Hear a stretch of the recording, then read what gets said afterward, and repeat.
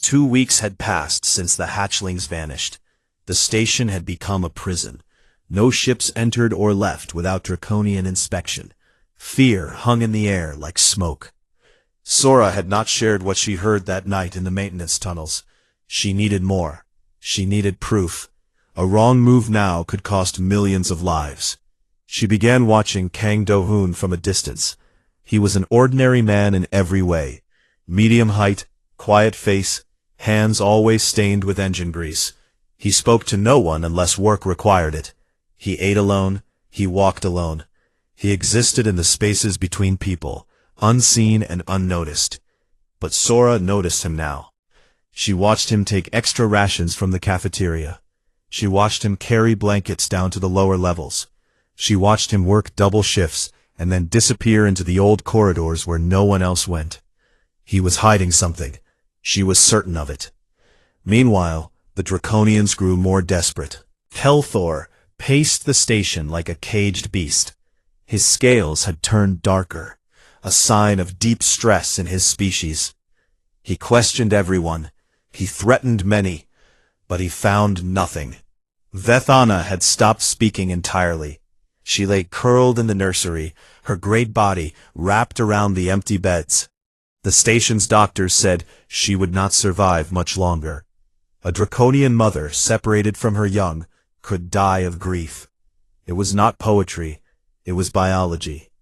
Sora knew she had to act. She assembled a small team, 4 of her most trusted officers. She told them nothing except to follow her orders and stay calm, no matter what they saw. They made their way down to the maintenance levels at midnight. The corridors grew narrower as they descended. The lights flickered. The station's heartbeat, the endless hum of generators, grew louder. Do-hoon's quarters were at the end of a forgotten hallway.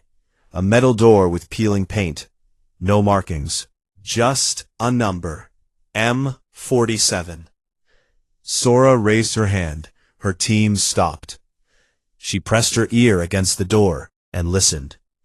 Silence at first. Then, faintly, she heard it. A soft purring sound, like a cat, but deeper, more musical. She had heard draconian hatchlings make that sound once before, in a documentary about their homeworld. They only purred when they felt completely safe, completely loved. Her hand trembled as she entered the unlock code. The door slid open. The room was small and warm. Too warm for a human, really. 3 heating units had been placed around a narrow bed, creating a pocket of tropical heat. The air smelled of machine oil and something else, something alive. And there on the bed was Kang Do-hoon. He was asleep on his back, still wearing his work clothes. His face was tired, but peaceful. And on his chest, curled together like a nest of jewels, were 3 draconian hatchlings. Their scales shimmered in colors of red, gold, and deep blue. Their tiny wings were folded against their bodies. Their small claws gripped Do-hoon's shirt gently, as if holding on to something precious. They were purring, all 3 of them. Their small bodies rose and fell with each of his breaths. Sora's officers raised their weapons, but she pushed their arms down. No, she whispered. Look at them. The hatchlings were healthy, more than healthy. They looked stronger than they had in any of the security footage. Their scales were bright. Their eyes, now opening slowly, were clear and alert. They had not been kidnapped. They had not been harmed. They had been cared for. Do-hoon woke then. His eyes opened and saw the guns pointed at him. For a moment, fear crossed his face.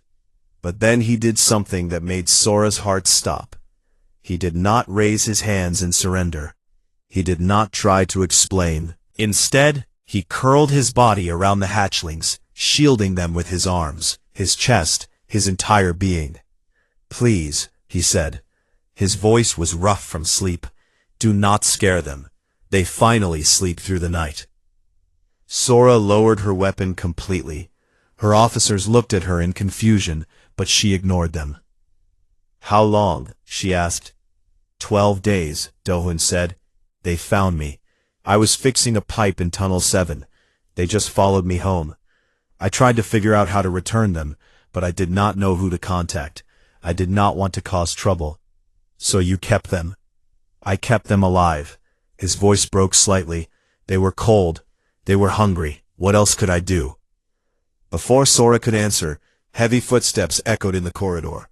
Kelthor had tracked them somehow. He burst through the doorway, his massive form filling the small room. His eyes burned with fury as he saw the human holding his children. He roared, a sound that shook the walls and made the officers stumble backward. He reached for Dohun with claws that could tear through metal. But then the hatchlings moved. They did not run to their father. They did not cry out in joy. Instead, they pressed closer to Dohun. They chirped in greeting to Kelthor, but they did not leave the human side. One of them even hissed softly, a tiny warning, protecting him. Kelthor froze. His claw hung in the air, trembling. Behind him, Vethana appeared. She had followed her mate. Driven by hope, she had fought dead. She saw her children, alive and healthy, and fell to her knees. Her cry was not one of anger. It was relief. It was love. It was confusion. She crawled forward and reached out to her hatchlings. They went to her finally, climbing over each other to reach their mother. But even as they nuzzled against her scales, they kept looking back at Dohun, at the human who had kept them warm. Why? Vethana asked. Her voice was barely a whisper. Why did they go to you? Why did they stay? Dohun sat up slowly. He looked at the draconian mother, then at her children, then at his own empty hands. I do not know, he said. I just did not want them to be alone. The news spread across the station within hours. The hatchlings were found. They were safe. And they had been living with a human mechanic in the depths of the station. Reactions were mixed.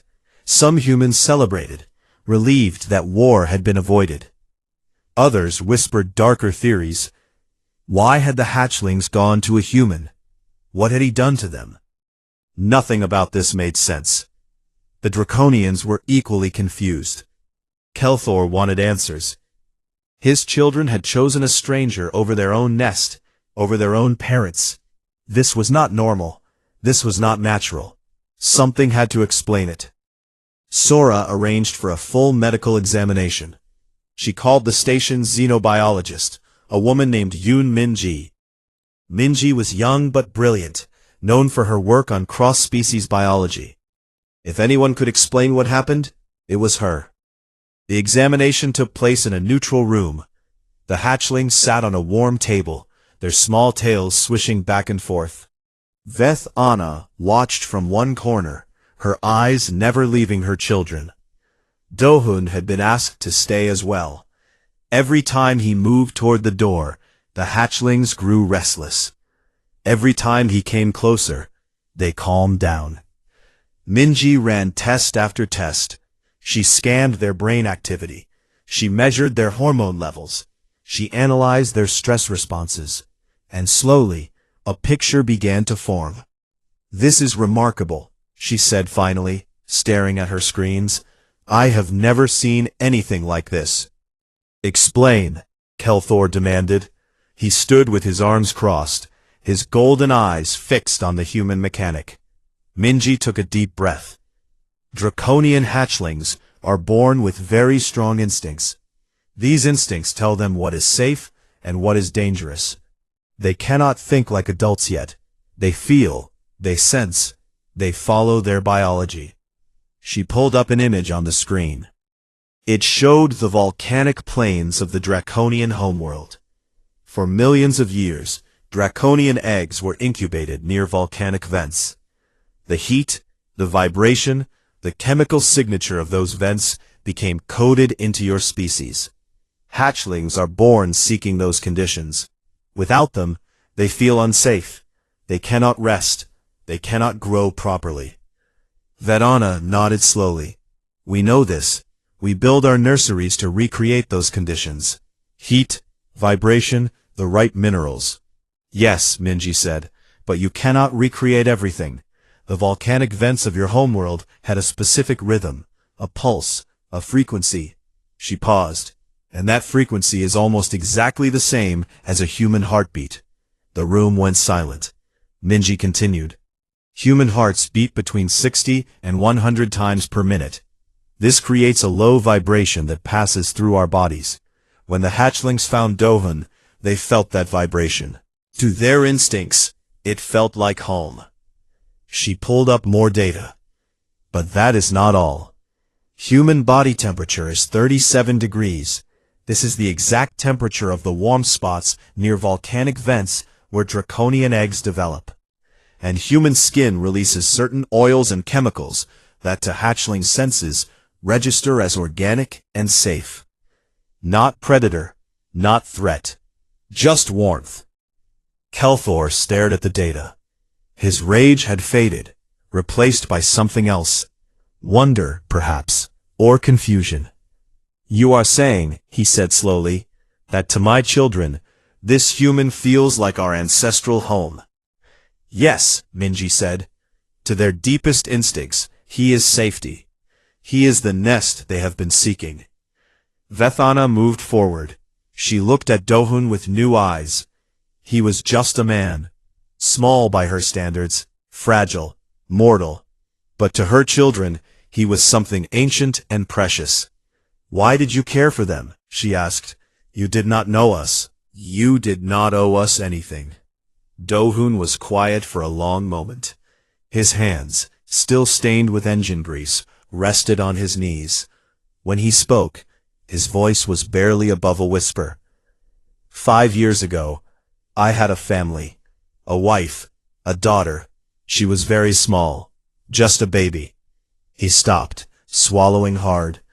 There was an accident, a hull breach in the sector where we lived. The emergency doors closed too fast. I was on the other side. No one spoke. Even Kelthor, the warrior who had killed enemies by the thousands, felt his chest grow tight. I could not save them, Dohun continued. I heard my daughter crying through the door. Then I did not hear her anymore. His voice cracked. I have not heard anything since. Not really. Just machines. Just work. Just silence.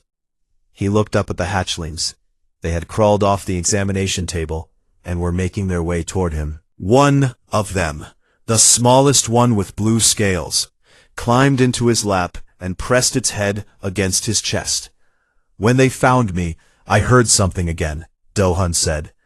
They made these small sounds, scared sounds, hungry sounds, and I remembered what it felt like to be needed. Tears rolled down his face, but he did not wipe them away. I could not save my daughter, but I could save them. I could keep them warm. I could make sure they were not alone in the dark. Vethana moved then. She crossed the room in 3 great strides and knelt before him. She was massive compared to him, a creature of scales and fire and ancient power. But she bowed her head. You carried my children when I could not, she said. You kept them alive when they were lost. In the eyes of my people, this creates a bond that cannot be broken. She reached out and took his hand, her clawed fingers gentle around his small human ones. You are kin to House Kelthor now. This is not gratitude. This is truth. Now and always. Dohun looked at her, then at the hatchlings in his lap, then at his own shaking hands, held by a dragon. I do not know what that means, he said honestly. Vethana smiled. It was a strange expression on her reptilian face, but it was warm. It means you are not alone anymore either. The discovery changed everything. Word of what happened on Station Haywan 7 traveled fast. Within days, every species in the known galaxy had heard the story. A human mechanic had saved 3 draconian hatchlings, not through strength or technology, but simply by being human. His heartbeat, his warmth, his presence. Scientists from dozens of worlds requested access to Minji's research. They wanted to understand. They wanted to test the findings. And they wanted to know if this was just one case or something bigger. The Draconian High Council called an emergency meeting. For the first time in centuries, they invited humans to attend. Sora was chosen to represent humanity at the meeting. She brought Minji with her to explain the science. And she brought Dohan, though he did not want to go. "I am just a mechanic," he said when she told him. "I fix engines. I do not speak to councils." "They are not asking for a diplomat," Sora replied. "They are asking for you, the man their children chose." The council chamber was on the Draconian flagship. It was a vast room carved from black stone, heated by artificial lava flows that ran through channels in the floor. Dozens of Draconian elders sat in a half-circle, their scales showing every color imaginable. Some were thousands of years old, their eyes holding the weight of ages. At the center sat the High Matriarch, the oldest and most powerful of their kind. Her scales were pure white, a sign of great age. Her voice, when she spoke, was like thunder over distant mountains. "Human," she said, looking at Dohan, "come forward." Dohan walked to the center of the chamber. He was small in this room of giants. His clothes were clean but simple. He had no titles, no wealth, no power. He was just a man with grease-stained hands and a broken heart. "Tell us," the matriarch said, "why did you help our young?" Then he spoke the only truth he knew. "Because they were cold. Because they were scared. Because I could." The elders murmured among themselves. The matriarch raised a claw for silence. "We have studied your kind since you first reached the stars," she said. "You are young. You are weak. You live such short lives that we barely notice when you are born and die. We thought you had nothing to offer us." She paused. Her ancient eyes studied Dohan, like he was a puzzle she was trying to solve. "We were wrong." She gestured, and a screen appeared in the air. It showed data from across the Draconian Empire, maps of their colonies, statistics about their population, and one number that made Sora's breath catch. Hatchling mortality rates. "Our children die," the matriarch said simply. "Not from disease, not from enemies. They die because space is cold and wrong for them. We have expanded too far from our homeworld. We have built nurseries with heaters and vibration machines and chemical baths. But it is not enough. Our hatchlings feel that something is missing. They grow restless. They stop eating. And many of them fade away before they ever grow strong." The room was heavy with grief. These were ancient beings who had conquered worlds, but they could not save their own babies. "Your scientist has shown us something remarkable," the matriarch continued. "Human biology does what our machines cannot. Your heartbeats, your warmth, your very presence makes our young feel safe in a way nothing else has." She stood slowly, her massive form casting shadows across the chamber. "We wish to propose an alliance. Humans who volunteer will serve as nest guardians for Draconian hatchlings. They will live on our worlds, in our homes. They will be treated with the highest honor. In exchange, we will share our technology, our resources, and our protection with humanity." Sora stepped forward. "You are asking us to raise your children?" "We are asking you to save them," the matriarch said. "To do what you have always done best." She looked at Dohan. "To care." The discussion lasted for hours. There were concerns on both sides. Would humans agree to live on alien worlds? Would Draconians truly treat them as equals? What about the volunteers' own families, their own lives? But through it all, one thing became clear. This was not just an alliance. This was a new beginning. When the council finally ended, Vethana approached Dohan. She had been silent throughout the meeting, watching from the shadows. Now she stood before him, with her 3 hatchlings at her feet. "The council has made a request," she said. "They want you to be part of the pilot program. My children have already bonded with you. They want you to stay with them through their adolescence. Dohun looked down at the hatchlings. They had grown in the weeks since he found them. Their scales were brighter, their eyes were sharper, but they still looked at him the same way, like he was home. "How long?" he asked. 30 years, Vethana said. "That is how long it takes for a draconian to reach adulthood. You would live on our homeworld. You would be part of our family." 30 years, most of his remaining life. Dohun was quiet for a long time. Sora watched him, wondering what he would decide. He had every reason to say no. He owed these people nothing. He could go back to his machines, his silence, his solitude. But then the smallest hatchling, the blue one who had always loved him most, climbed up his leg and settled against his chest. It pressed its ear against his heart and let out a small, contented purr. Dohun closed his eyes. He thought of his wife. He thought of his daughter. He thought of all the years he had spent running from their memory, hiding in work and darkness. Maybe this was not running away. Maybe this was finally running towards something. "Okay," he said, "I will stay." Vethana bowed her head. Behind her, Kelthor placed a massive hand on Dohun's shoulder.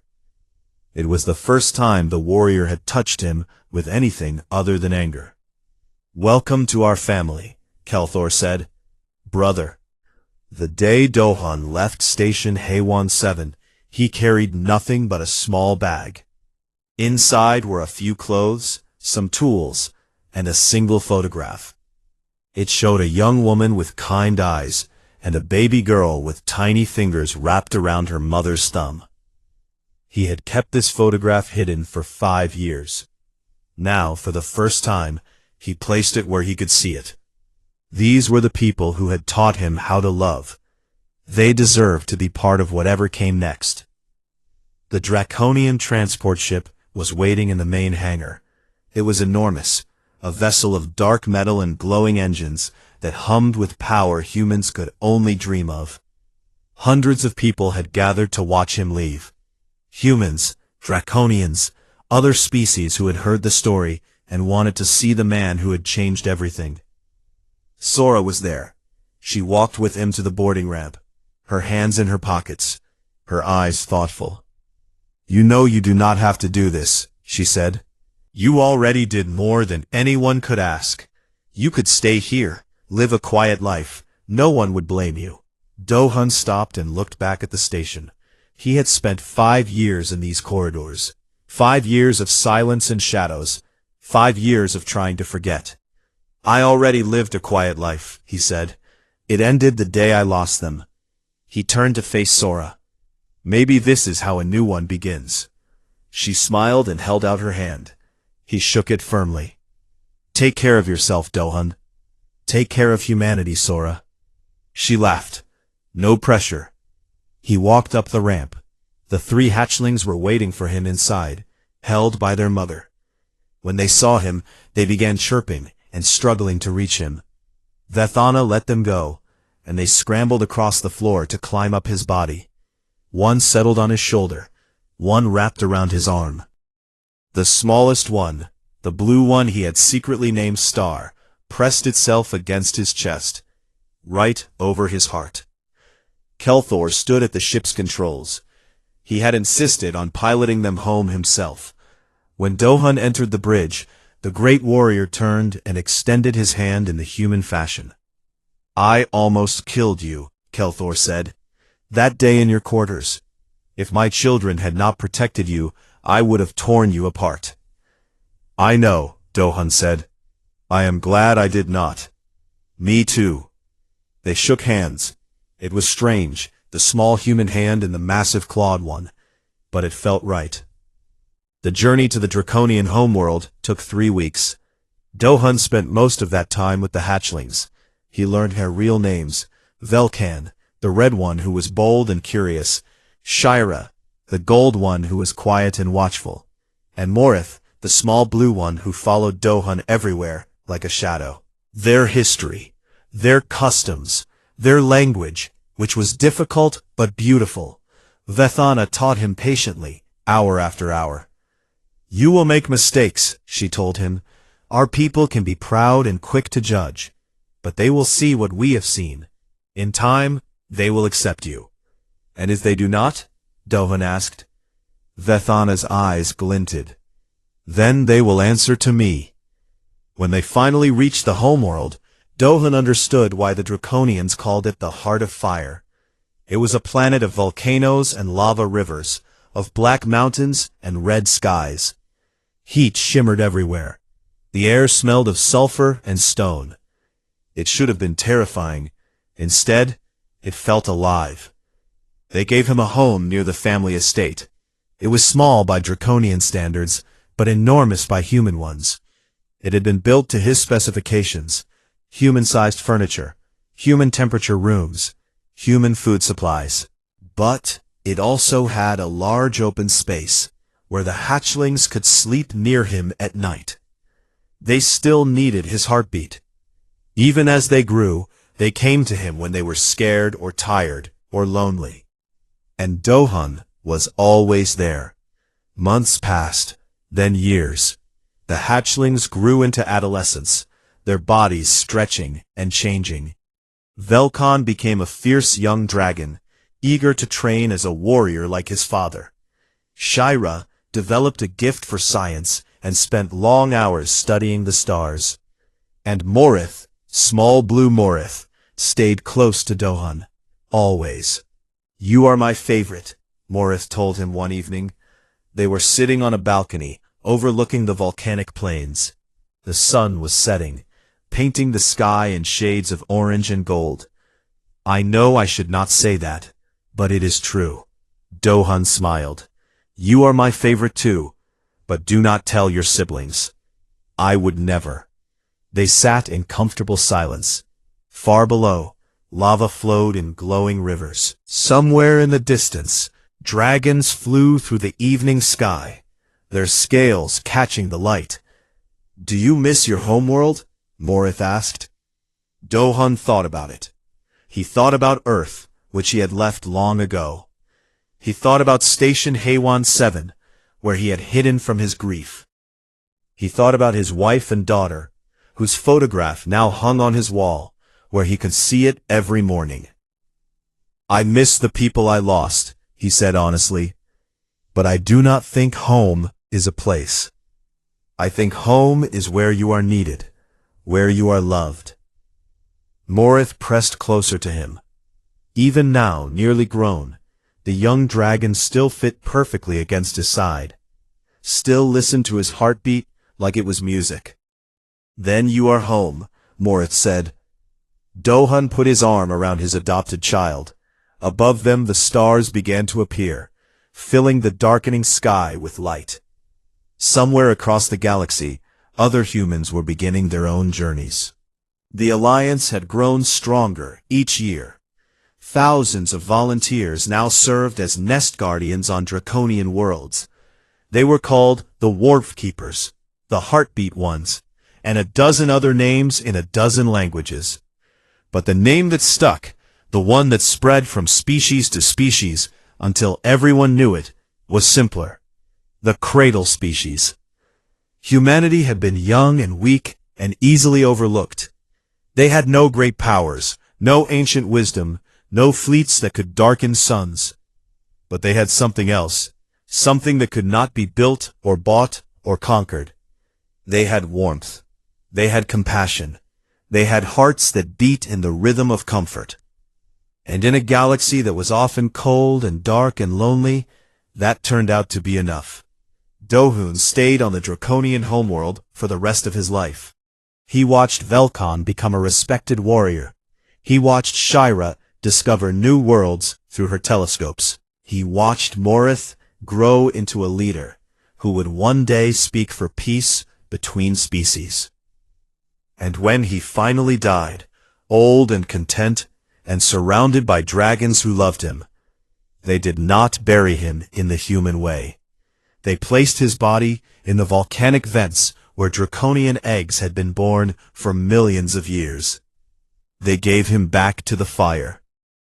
And in the records of the Draconian Empire, his name was written in gold, decide the names of heroes and legends.